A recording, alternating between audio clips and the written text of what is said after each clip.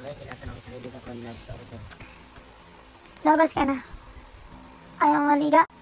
Siya, ano naman eh. Labas. Cheat day kaya nga, cheat day. Anong cheat day, cheat day? Labas kita ko ayaw maliga. Mag-toothbrush.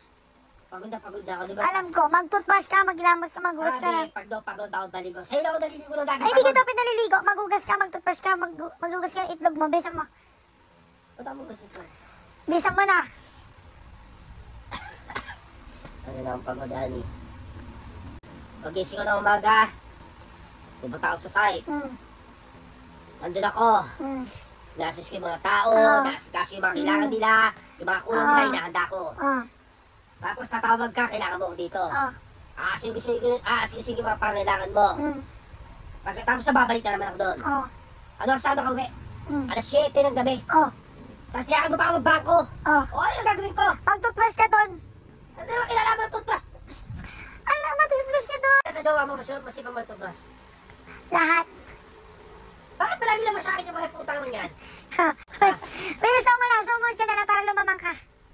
Bilis. Pagod na ako, nakala ko sa... Nakabidyo ka. Bilisan mo. Sorry lang, nakabigla ako, pang-tao. Wala na. Ano natin to? Inaano na natin to. Bilis na.